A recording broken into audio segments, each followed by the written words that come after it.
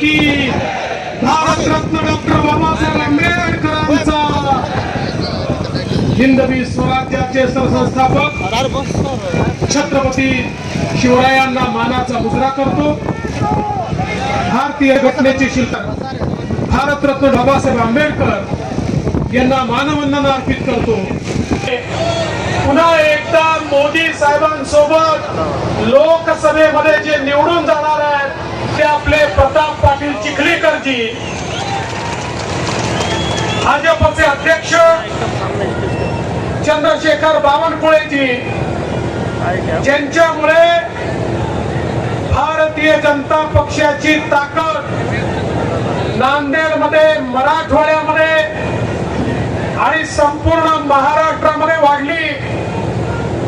ते महाराष्ट्राचे माजी मुख्यमंत्री आणि राज्यसभेचे खासदार अशोकरावजी चव्हाण साहेब, मंचावर उपस्थित डॉक्टर भागवत कराडजी, अतुल सावेजी, सुधाकर शिंगारेजी, सुधाकरराव शिंगारेजी, आपले लातूरचे उमेदवार खासदार अजित गोपछडेजी, आपले आमदार तुषार राठोड, राजेश पवार, बालाजी कल्याणकर, राम पाटील रातोळीकर, माजी मंत्री सूर्यकांताताई पाटील, माजी खासदार भास्करराव पाटील खतगावकर, अमरनाथजी राजूरकर, माधवराव किनाळकर, ओमप्रकाश पोखरडा, अविनाशजी घाटे, सुभाषजी साबणे, संजयजी कोडगे, संतुकरावजी हंबर्डे, किशोरजी देशमुख, आनंदरावजी भंडारकर, दिलीपजी कंदकुर्ते, विशंभर पवार, गोविंदराव पाटील, सुरेश अमूल्यकर, मंचावर उपस्थित सर्व मान्यवर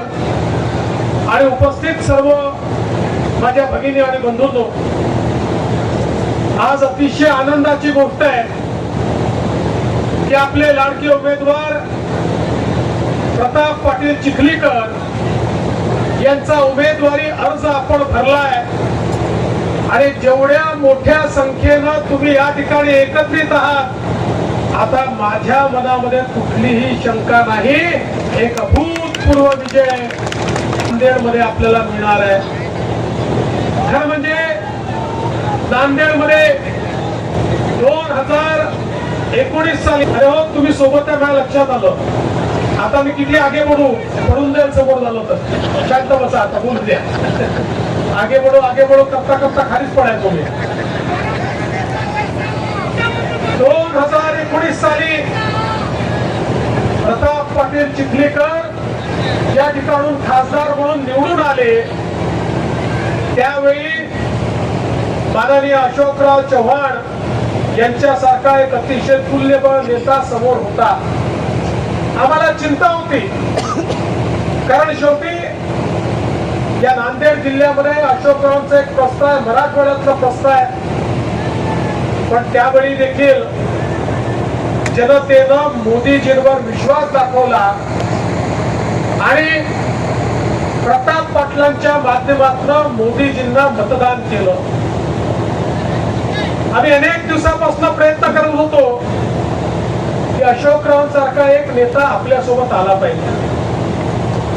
अशोकरावांचा आणि आमचा अनेक वर्षाची आमची त्या ठिकाणी संबंध आहे, वेगवेगळ्या पक्षात राहिलो, अनेक वेळा टीका केली, पण एक गोष्ट मला या ठिकाणी प्रामाणिकपणे सांगितली पाहिजे, ज्यावेळी मी समृद्धी महामार्गाची संकल्पना मांडली, अनेक काँग्रेसचे नेते, त्यावेळेच्या राष्ट्रवादीचे नेते हे माझ्यावर टीका करायचे, उद्धव ठाकरेंची सोबत असून टीका करायचे, हा रस्ता होऊ शकत नाही, याची आवश्यकता नाही, पण त्याही वेळी काँग्रेसमध्ये असून देखील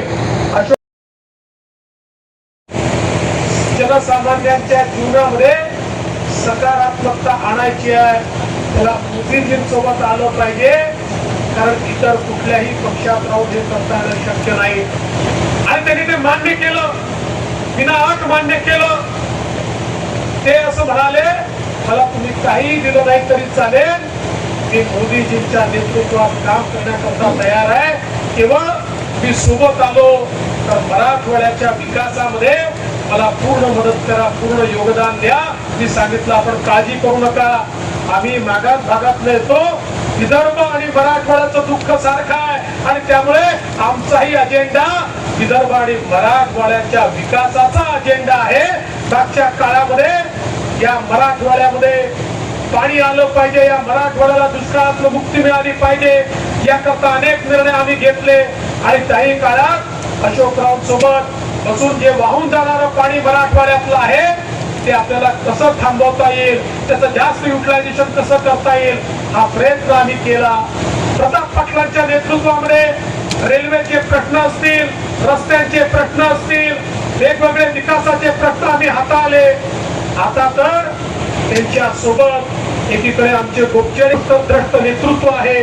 त्यामुळे मला विश्वास आहे की आता आपल्या विकासाला कोणीही थांबवू शकत नाही. नांदेडचा आणि आपल्या मराठवाड्याचा विकास अत्यंत वेगाने येत्या काळात होणार आहे.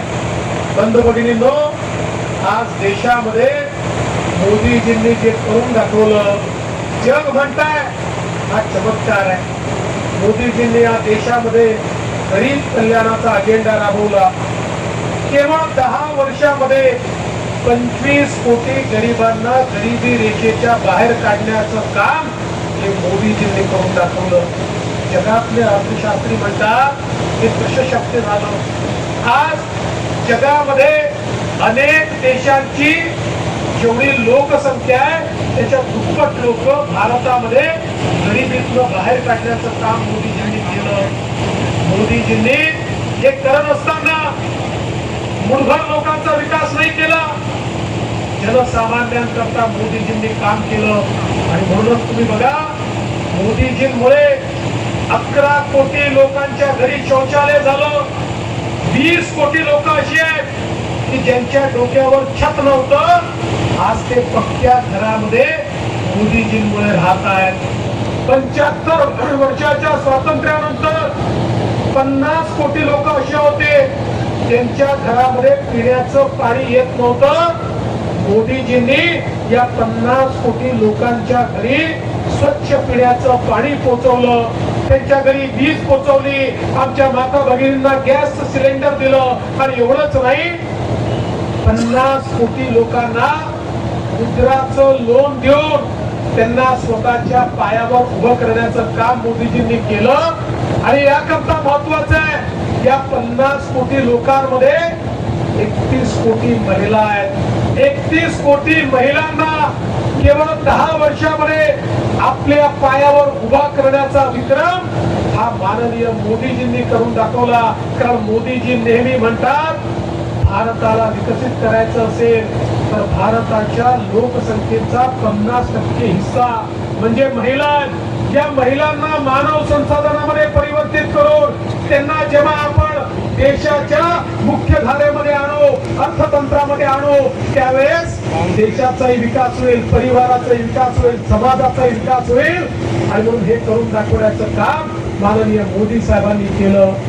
बंधू भगिनींनो, मोदी साहेबांनी पुढच्या काळामध्ये विकसित भारताची गॅरंटी दिली आहे. मोदीजी काय म्हणाले? मोदीजी म्हणाले, हे 10 वर्ष तो, ये 10 साल तो केवल ट्रेलर था, असली पिक्चर अभी बाकी है. आने वाले 5 साल असली पिक्चर आपको देखने को मिलेगा. पुढचे 5 वर्ष भारताच्या विकासाचे वर्ष आहेत. दीन दलित, गोरगरीब, आदिवासी, शेतकरी, शेतमजूर, महिला, ओबीसी, अल्पसंख्याक प्रत्येकाच्या जीवनामध्ये सकारात्मक परिवर्तन करण्याकरता पुढचे 5 वर्ष मोदीजी कटिबद्ध आहेत. आज आपण बघा, मोदीजींनी भारताच्या अर्थव्यवस्थेला 11व्या क्रमांकावरनं जगातली 5वी सर्वात मोठी अर्थव्यवस्था बनवलं. 2012 साली एक अहवाल प्रकाशित झाला.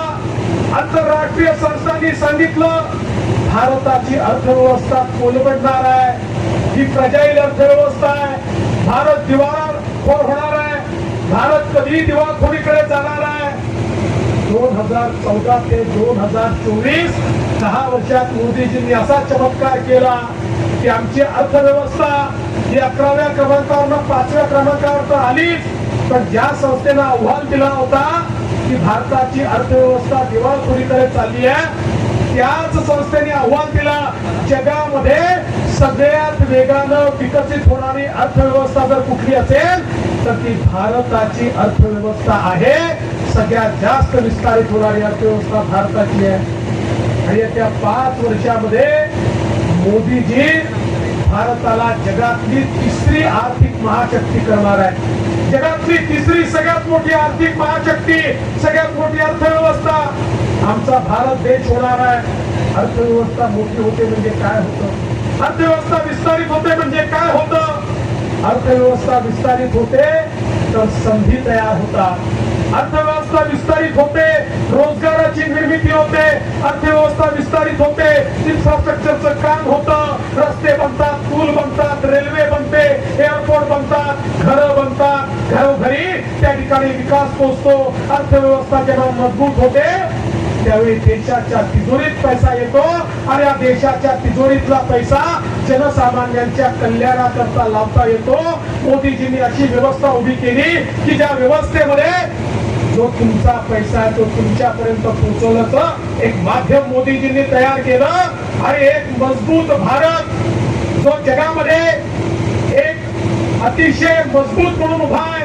आपण बघा, कोविड नंतर, कोरोना नंतर जगातल्या सगळ्या विकसित राष्ट्रांच्या अर्थव्यवस्था कोलमडल्या, पण एकटा भारत आहे जो कोविड नंतर देखील उभा राहिला आणि आपली अर्थव्यवस्था त्यांनी सावरली.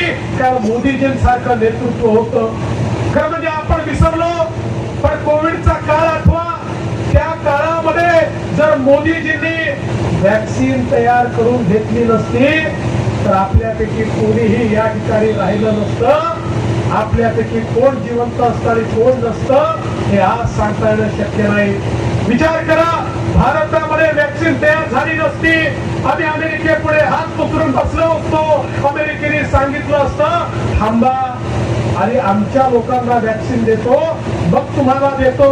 तुम्हाला आश्चर्य वाटेल, भारतामध्ये 140 कोटी लोकांना ज्यावेळेस आपण वॅक्सिन दिली त्याच अमेरिकेमध्ये ते केवळ 22 कोटी लोकांना वॅक्सिन देऊ शकले होते.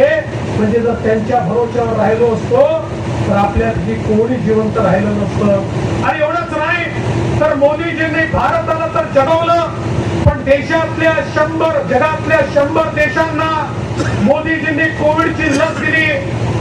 त्या ठिकाणी मी स्वतः मॉरिशसला गेलो होतो. छत्रपती शिवरायांच्या पुतळ्याचं उद्घाटन होतं. मॉरिशस मध्ये राष्ट्रपतींना भेटलो. राष्ट्रपती मला म्हणाले, फडणवीसजी माझे धन्यवाद मोदीजींना सांगा. मी म्हटलं कशा करता? म्हणाले आज आमचा मॉरिशस जिवंत आहे कारण मोदीजींनी आम्हाला कोविडची लस दिली, अन्यथा मॉरिशस जिवंत राहिला नसता. असे 100 देश सांगतात. आणि आम्ही नेहमी म्हणायचो आमच्या भारताला एक वैश्विक ताकद बनवायचं आहे. जगामध्ये भारताची पहचान असली पाहिजे. ती पहचान आज तयार झाली.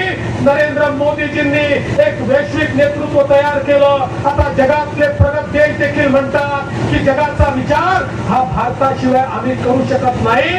जगामध्ये भारताला एक वेगळी ओळख मोदीजींनी या ठिकाणी मिळवून दिली. आज ज्या भारतामध्ये आपण संपूर्ण दारूगोळा, संपूर्ण शस्त्रास्त्र हे विदेशातनं इम्पोर्ट करत होतो. एखाद्या देशाने आपल्यावर चढाई केली आणि आपल्याला जर विदेशातल्या देशांनी सांगितलं की तुम्हाला दारूगोळा देणार नाही तर बंदुकीची गोळी चालवणं देखील कठीण होतं. अशा प्रकारची स्थिती होती. 10 वर्षामध्ये मोदीजींनी भारताला एवढं आत्मनिर्भर केलं की आता भारत सगळा दारूगोळा, शस्त्रास्त्र, क्षेपणास्त्र सगळे भारतामध्ये बनवतो.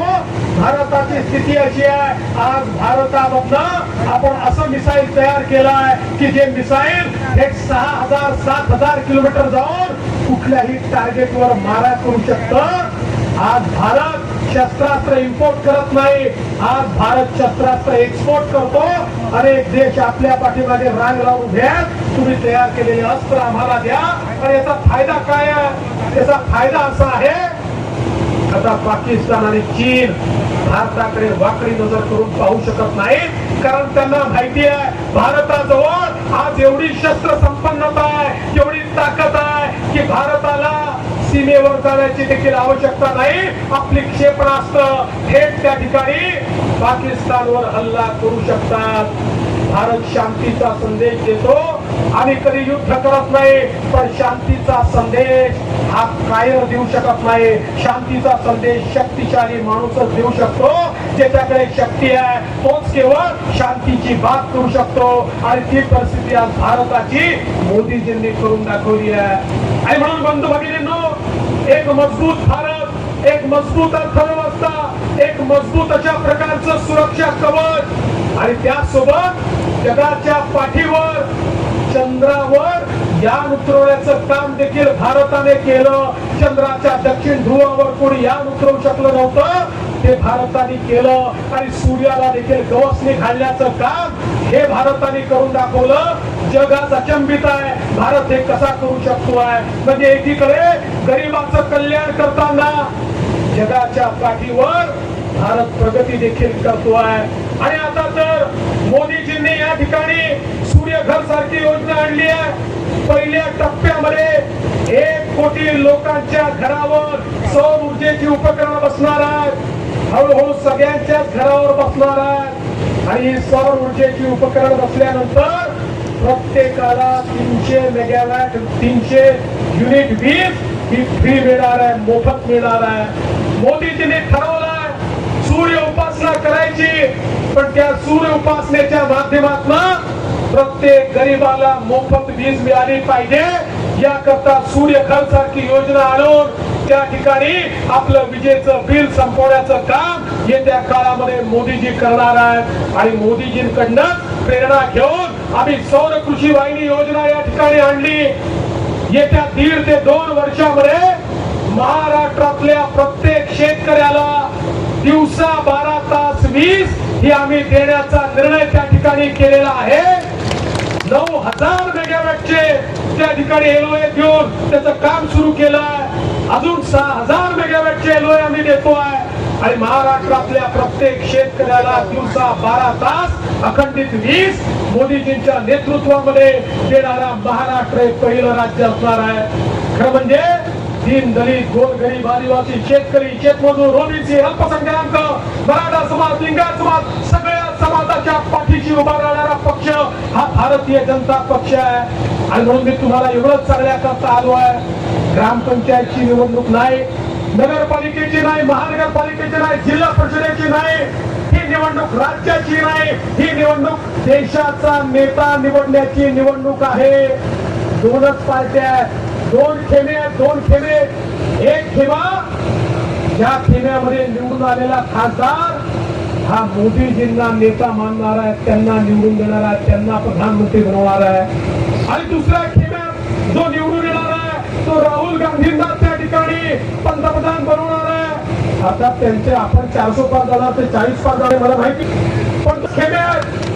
त्यामुळे प्रताप पाटील चिखलीकरांना दिलेलं वोट हे प्रतापला वोट नाही आहे, हे मोदीजींना दिलेलं वोट आहे. देशाच्या कडखर प्रधानमंत्र्यांना दिलेलं वोट आहे. त्या प्रधानमंत्र्यांनी 2027 करण्याची गॅरंटी दिली आणि मोदीजींची गॅरंटी म्हणजे गॅरंटीची गॅरंटी आहे. तुमच्या आमच्या जीवनामध्ये एक सकारात्मक परिवर्तन मोदीजींच्या माध्यमातून या ठिकाणी होणार आहे. बंधू भगिनींनो, कमळाचं बटन हे मोदीजींच्या विकासाचं बटन आहे. कमळाचं बटन हे येणाऱ्या पिढ्यांच्या विकासाचं बटन आहे. कमळाचं बटन आपल्या जीवनामध्ये सकारात्मक परिवर्तन घडवणारं बटन आहे. आणि म्हणून तुम्हाला विनंती करण्याकरता आलो आहे. आता या ठिकाणी प्रताप पाटलांच्या कमळाचं बटन आपल्याला दाबायचं आहे. आणि हे दाबत असताना नांदेडवर या ठिकाणी मी नांदेडकरांना विनंती करण्याकरता आलो आहे. हा मंच बघा, केवढा भारी मंच आहे. आता हे सगळे नेते या मंचावर आल्यानंतर उरलेले राहिले कोण? कोणीच नाही. त्याच्यामुळे जे राहिले त्यांचाही सन्मान करून सांगतो, आता हे सगळे नेते एकत्रित आल्यानंतर विकासापासून आपल्याला कोणी थांबवू शकत नाही. आणि म्हणून आपण सगळ्यांनी प्रताप पाटलांना आशीर्वाद द्यावा एवढीच विनंती करतो आणि माझं बोलणं संपवतो. जय हिंद, जय महाराष्ट्र. नमस्कार